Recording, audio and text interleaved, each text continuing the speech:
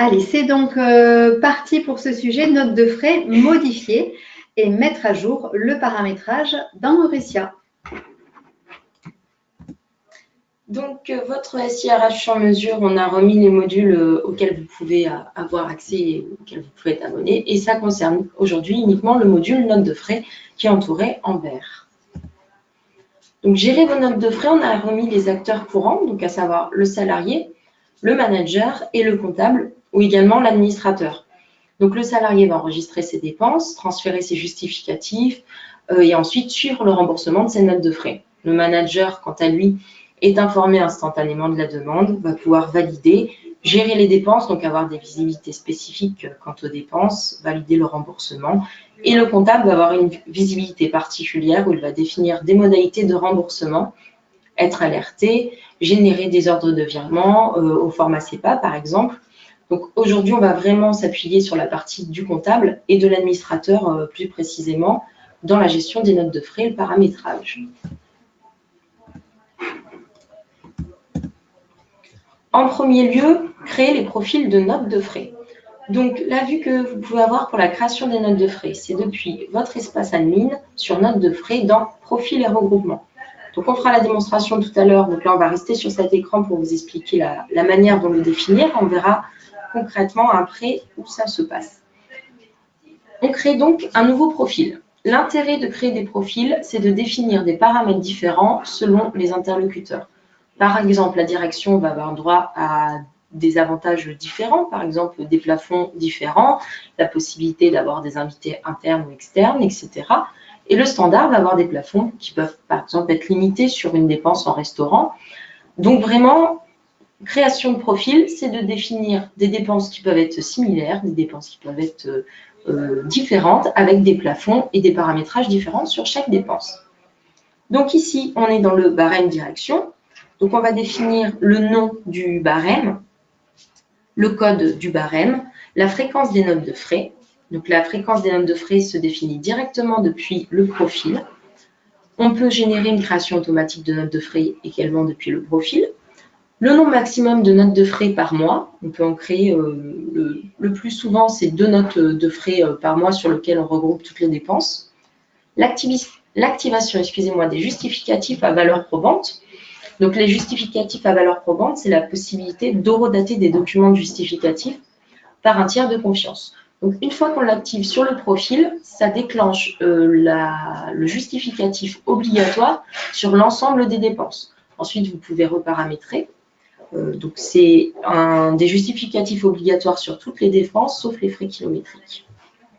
Les informations affichées et saisir par dépense. Donc ça, on regardera plus en détail tout à l'heure, mais ça va par exemple être un libellé, le fait de mettre des informations complémentaires directement sur les dépenses, donc des informations à saisir, et aussi de saisir si c'est obligatoire ou non. Donc ça, c'est à la fois des informations qui sont nécessaires pour les managers, par exemple, pour la validation, mais aussi peut-être pour vous au niveau de la comptabilité. Également, on a les options d'affichage de la note de frais, si on veut la synthèse du décompte de la part patronale, la référence de la note de frais, et les options d'impression. Donc, impression qui se font sous format PDF et qu'après, vous pouvez imprimer en papier avec des informations à usage comptable, des étapes de validation, par exemple, une carte Google Maps qui peut s'afficher. Donc, vraiment, ça se définit au niveau du profil. Pardon, j'étais allée un peu vite. Deuxième étape sur les profils et regroupements. Donc, une fois qu'on a créé notre profil, on va joindre les dépenses qui sont liées à ce profil. Donc, par exemple, là, on est sur l'avance des frais. On va mettre un pictogramme dédié, qui est vraiment pratique après pour l'utilisateur pour retrouver la dépense qui le concerne et sur lequel il veut saisir sa note de frais. On va aussi pouvoir, lors de la création de note de frais, mettre avance et dans ce cas-là, on verra la dépense qui remonte directement et sur lequel on pourra cliquer tout simplement. On définit ici le compte de charge qui est lié à cette dépense.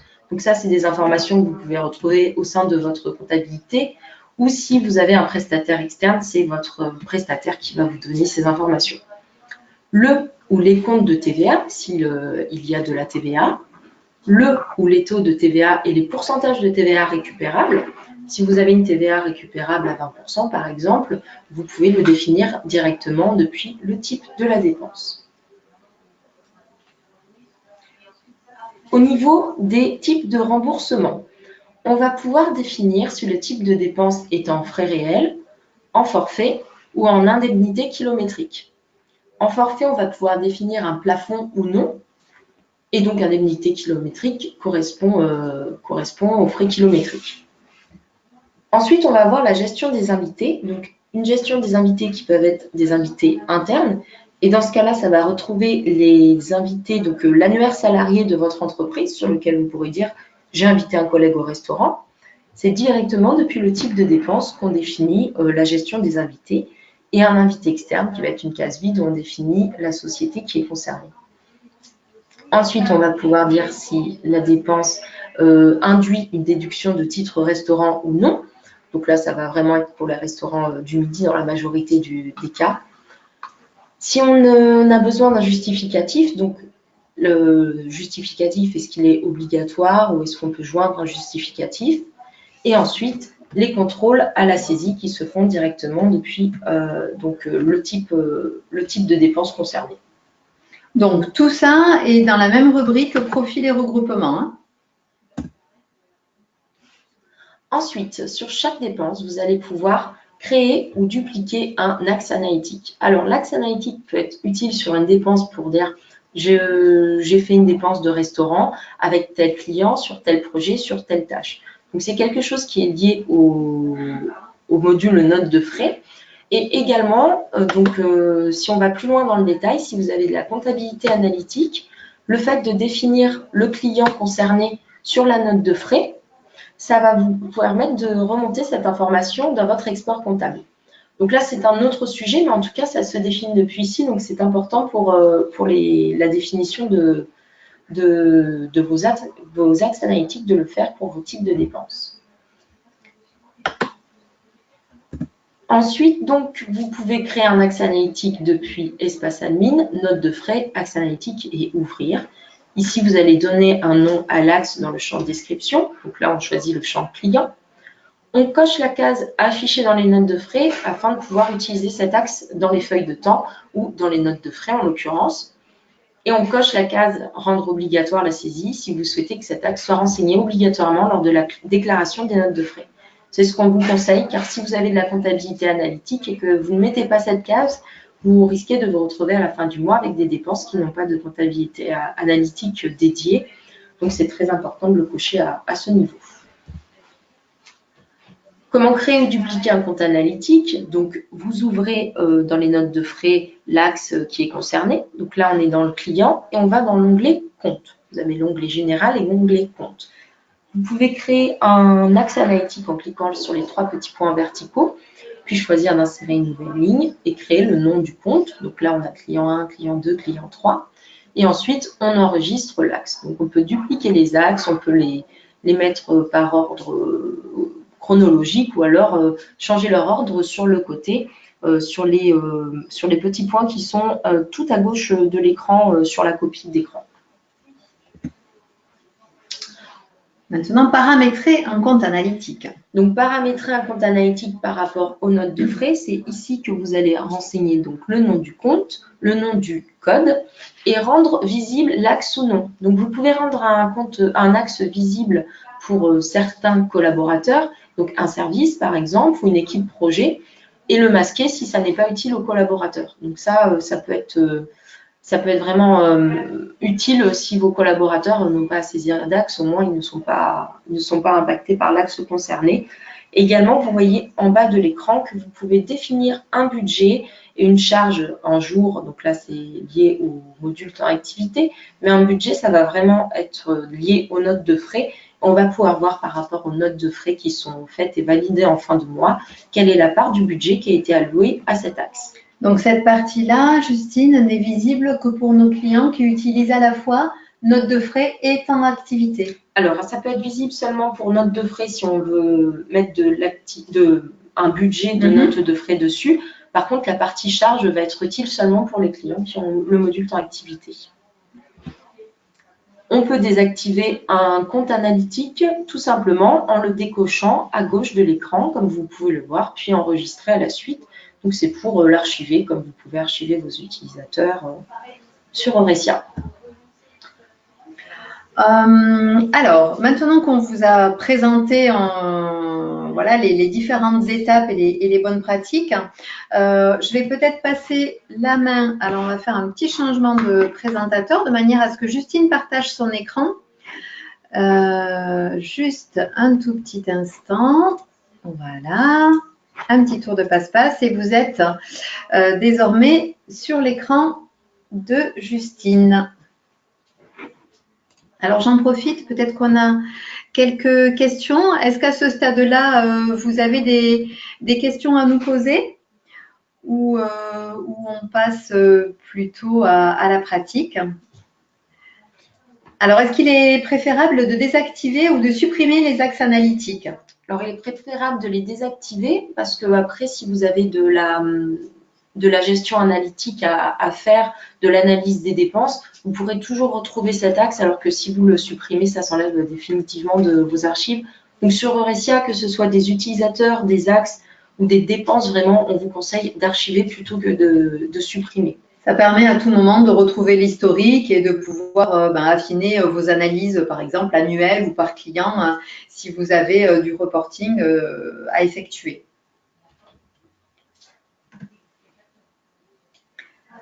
Alors, est-ce qu'il est préférable de décocher imputable ou actif? Il est préférable de décocher actif lorsque vous avez un axe à désactiver. Je ne sais pas si ça répond à votre question, si vous voulez mettre plus d'informations. Et alors, on a une autre question. Y a-t-il un moyen d'afficher ou d'imprimer la ventilation analytique sur les notes de frais? Alors, sur la note de frais en question, l'impression de l'analytique, si on parle d'une version papier, vous ne l'aurez pas directement sur l'impression. Par contre, vous pourrez retrouver l'analytique de vos notes de frais dans vos rapports de dépenses. Dans l'analyse des dépenses export compta, vous pourrez déterminer l'analytique de vos notes de frais à partir ici de l'axe d'analyse. Bon, je ne vois pas d'autres questions arriver pour le moment, donc je te laisse peut-être, Justine, revenir sur ta présentation. Donc, on va ici aller sur Espace Admin, Notes de frais, donc sur Profil et regroupement. On ouvre et c'est à ce moment-là qu'on retrouve nos profils et nos types de dépenses. Alors, on a tendance à appuyer sur Nouveau profil pour créer un nouveau type. Donc, voilà, si vous avez un type de dépense, ça se passe ici. On va aller sur Avion pour le barème direction. Donc, c'est ici que vous définissez le nom de la dépense, le pictogramme qui est lié à cette dépense, la possibilité d'archiver la dépense si vous n'en avez plus besoin. On définit le compte de charge et le compte de TVA. Et le type de remboursement qui est alloué à cette dépense. Donc, du frais réel, du forfaitaire, du frais kilométrique. Lorsque vous cliquez sur forfaitaire, on va avoir la possibilité de limiter la dépense à un forfait alloué. Par exemple, si la dépense avion est limitée à 100 €, ici, ça sera toujours 100 €. Alors, le comptable a la possibilité de changer le montant du remboursement. Pour autant, le collaborateur verra qu'il est limité à 100 € et s'il dépasse le plafond, il sera limité à ce montant. Frais kilométriques concernent exclusivement les frais kilométriques. Donc là, on va rester sur du frais réel. Est-ce qu'on autorise ou non les invitations d'invités? Donc sur un avion, il n'y a pas besoin, il n'y a pas de gestion d'invités. Et ensuite, on arrive sur les champs complémentaires. Donc en général, pour tout ce qui est type de dépenses courant, on s'arrête au compte de charge, au compte de TVA, et on définit le type de remboursement. Je vais aller sur un type de dépense plus spécifique, comme le restaurant midi.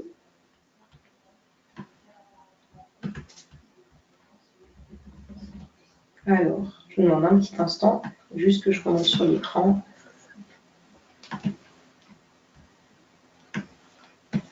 Donc, restaurant midi, on a défini le pictogramme, le compte de charge. Et là, on va pouvoir définir plusieurs TVA. Donc, sur un restaurant, on peut être amené à avoir plusieurs types de TVA, du 10, du 5,5, du 20. Donc, on va définir ici le compte de charge concerné et le compte de TVA qui est rattaché. On est ici sur la zone France, donc j'irai dans quelques minutes sur la zone géographique et je vous expliquerai comment la rattacher au type de la dépense. Ici, on est sur un plafond donc, qui s'appelle Midi France, avec un montant qui est limité par invité à 15 € par jour. On a rajouté une gestion des invités, donc invités internes et externes, avec le nom et la société qui est rattachée à l'invité. On a aussi la possibilité de bloquer les invitations réciproques et donc de retirer un titre restaurant à l'émetteur et aux invités, donc ce qui nous permet d'avoir un suivi des titres restaurants qui est lié à la dépense. Sur la dépense en question, le justificatif, on ne l'a pas mis en obligatoire, mais il vous suffit de cocher pour le rendre obligatoire. Et par contre, on affiche une référence à cette dépense, peut-être pour marquer le nom du restaurant ou alors un chiffre qui correspond vraiment à la référence de la dépense. Je vais aller sur hôtel étranger. Alors avant peut-être, on a une question par rapport au taux de TVA.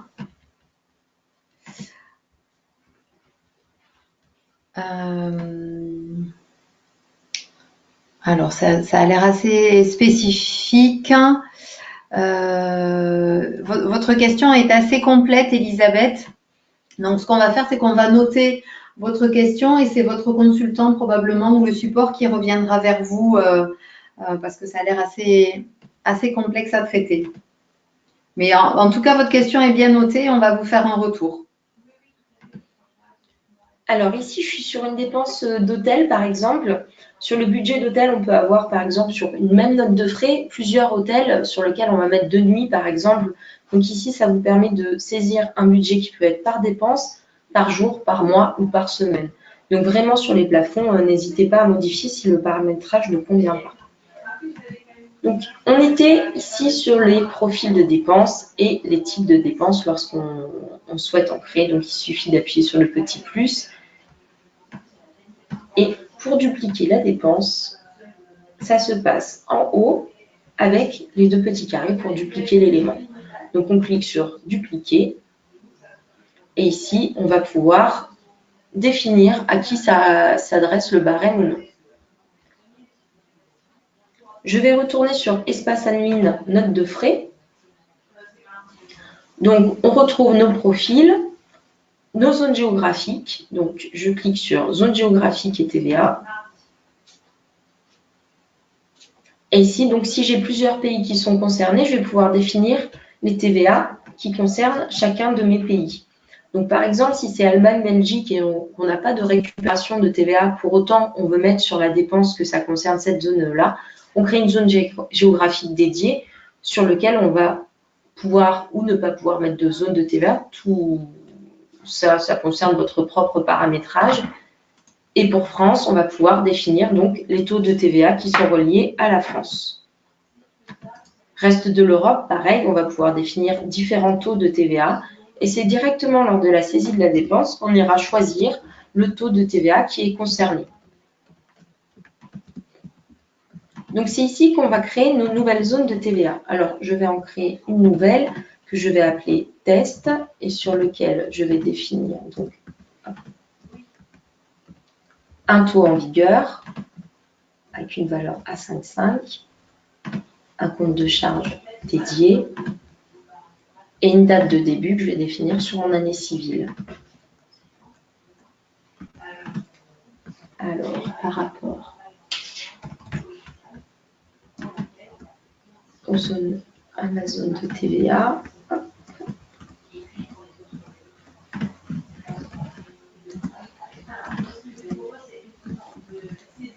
donc ma zone géographique est à renseigner, le nom et test. Aussi pour définir ma zone de TVA. Alors, je vais retourner sur mes profils et regroupements. Et lorsque je vais aller par exemple sur mon hôtel, je vais pouvoir définir ici ma zone de TVA en cliquant sur le petit plus et choisir ma zone test.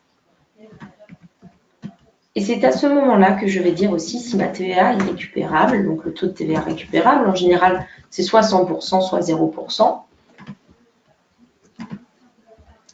Mon compte de charge, mon compte de TVA, et si le taux est connu ou non.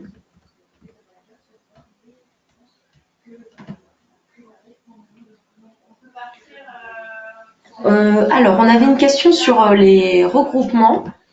Donc, je vais vous montrer au niveau des regroupements.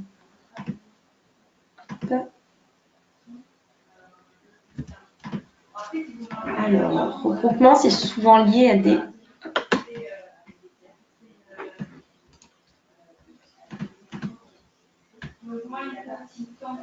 Donc, regroupement, ça se passe dans le deuxième onglet du profil de la note de frais. Donc, par exemple, ici, on a des regroupements sur les repas et les transports. Donc, dans repas, on va associer des types de dépenses. Donc, ça va être, par exemple, barème direction et barème standard, restaurant soir, restaurant midi. Et sur ce même regroupement, on va saisir un paramétrage qui est relié. Donc, par exemple, un affichage saisie, rassemblement dans la liste des types de dépenses à la saisie d'une note de frais. Ça vous permet, si vous avez plusieurs dépenses du même type, par exemple plusieurs types de restaurants sur lesquels vous pouvez avoir des plafonds différents selon qu'il y ait des invités ou non, de retrouver lors de la saisie de la note de frais le regroupement repas et d'aller choisir à ce niveau-là le type de dépense qui intéresse le collaborateur. On peut également définir sur un regroupement un plafond commun, donc la limitation de remboursement sur le total de ces plusieurs dépenses. Donc c'est vraiment en fait comme si vous aviez un chapeau, un nom de groupe qui rassemble plusieurs dépenses pour vous retrouver le plus facilement possible lors de la saisie de la note de frais. Donc par exemple, je vais me connecter à la place d'un utilisateur. Je vais vous montrer l'intérêt d'un regroupement.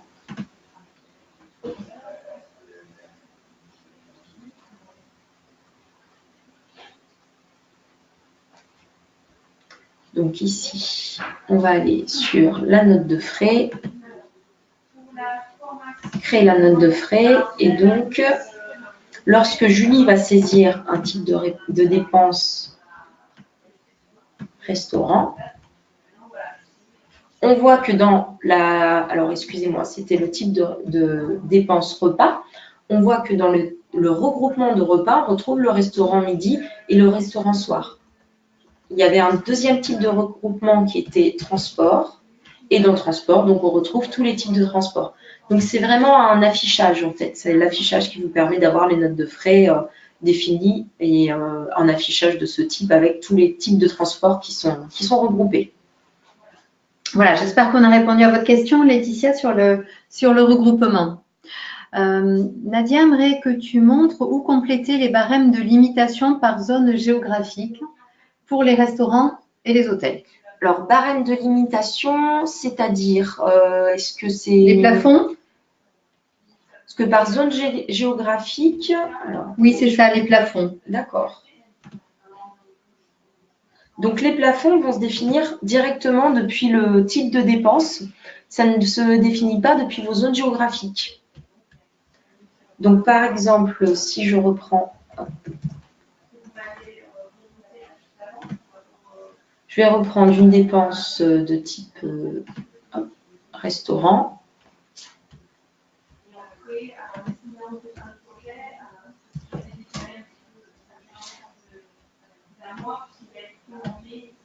Par exemple, si sur un restaurant qui se passe en Espagne, vous avez une zone géographique dédiée, ça va se retrouver ici dans votre paramétrage de note de frais. Vous allez avoir votre zone géographique. Donc, celle que j'avais appelée test, je vais l'appeler Espagne. Je définis les taux de TVA. Et pour autant, c'est sur ma note de frais, donc dans le profil et regroupement, sur ma note de frais qui s'appellera Restaurant midi Donc, je crée un nouveau type de note de frais que j'appelle restaurant midi Espagne, sur lequel je vais aller chercher ma zone géographique Espagne. Donc, je ne délimite pas mon plafond ici, je le fais vraiment sur le type de dépense restaurant midi Espagne. Donc, la solution, c'est de créer un type de dépense par pays et par type. Donc, voilà, restaurant midi, vous parlez des États-Unis, restaurant États-Unis, hébergement États-Unis, etc. Donc, c'est sur le type de dépense, vous allez tout de même choisir la zone. Donc, lorsque vous avez un plafond sur le restaurant Espagne, c'est ici que vous allez choisir la zone. Si on a plusieurs zones, on peut évidemment définir plusieurs zones sur le même type de dépense. Mais pour autant, je vous conseille de créer un type de dépense par zone pour que ce soit plus simple pour l'utilisateur de retrouver ces restaurants, si ça ne concerne que 2 zones géographiques, par exemple. Voilà, j'espère Nadia qu'on a répondu à votre question. Si vous avez un point spécifique à aborder, n'hésitez pas à solliciter le support sur ce point-là. Ils vous aiguilleront, bien entendu. Et puis, ça sera peut-être la dernière question, puisque je vois qu'il est déjà 12h30. On a une question également de la part de Jérôme par rapport au justificatif à valeur probante.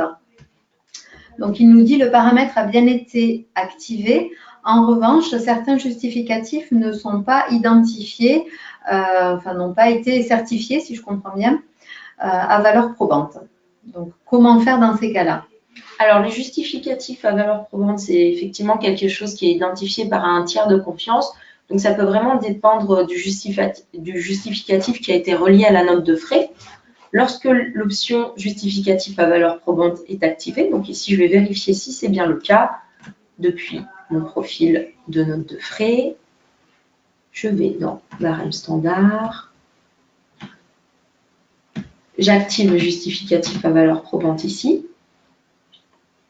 Donc, ça affiche directement les impacts. Et depuis la saisie des notes de frais, c'est lorsque vous allez ici joindre le justificatif que le petit logo à valeur probante va apparaître quand c'est identifié. Donc, certains justificatifs, vous indiquez, ne sont pas identifiés en tant que tels. Il faudrait là qu'on approfondisse voir la nature des justificatifs. La nature du justificatif qui a été mis. Je vous demande un petit instant. Je vais mettre en pause l'affichage sur l'écran. Je vais aller chercher un justificatif. Alors.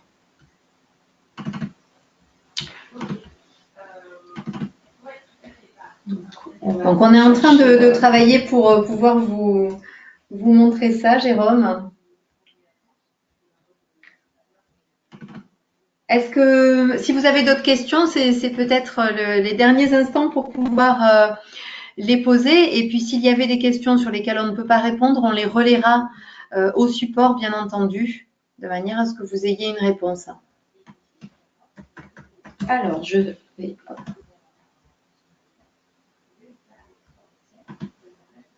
Donc, dans le cas échéant, on a un justificatif donc avec un montant de plafond qui est dépassé. Je ne vais pas indiquer ma TVA pour l'instant et j'enregistre le justificatif. Donc ici, je viens d'activer le fait que le justificatif soit à valeur probante. C'est au niveau en bas de l'écran, vous allez avoir un logo dédié. Donc attendez, là on ne vous l'a pas activé.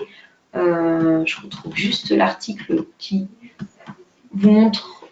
Voilà. Si c'est lorsque le logo suivant apparaît. Donc, ça vous permet d'analyser le justificatif. S'il apparaît en noir, ça a bien été identifié. S'il apparaît en rouge, c'est que l'authentification a échoué. Donc, c'est soit le justificatif qui est de mauvaise qualité, qui n'a pas pu être authentifié. Donc, dans ce cas-là, si c'est ce qui vous arrive dans votre cas, il faut effectivement contacter le support afin d'analyser la cause. Je pense qu'on arrive au terme On arrive au terme de notre session. Oui, David, bien sûr, il est possible de photographier et d'intégrer le justificatif à partir de votre smartphone, à partir de l'appli Eurecia.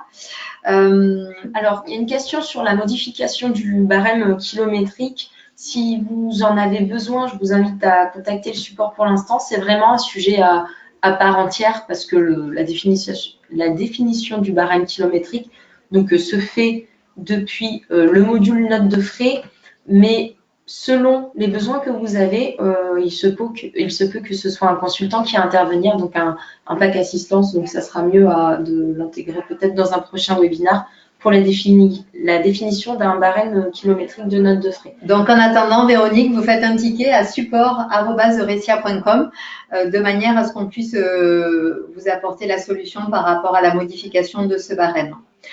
On arrive à l'issue de ce webinaire. Le temps passe très vite avec vous. Merci d'être restés si nombreux jusqu'à la dernière goutte de cette session. Merci Justine pour toutes tes informations. Et donc, vous pouvez retrouver le support dans le centre d'aide au niveau de la barre rose ici, formation. Et ici, vous allez retrouver le support de formation pour administrateurs qu'on vous a présenté aujourd'hui. À l'issue du webinaire, on vous pose un petit sondage des questions pour connaître votre satisfaction sur ce rendez-vous en particulier et ce type de rendez-vous webinaire Eurecia Academy en général. Donc, donnez votre avis, c'est toujours intéressant pour nous d'avoir vos retours. Et donc, prochain rendez-vous dans un mois. Ce sera probablement le thème des formations, à moins que vous ayez d'autres sujets à nous proposer. De toute façon, le rendez-vous est fixé tous les mois avec le service client pour ces webinaires Eurecia Academy. Merci à tous de votre présence. Beaucoup. Bonne journée. Au revoir. Au revoir.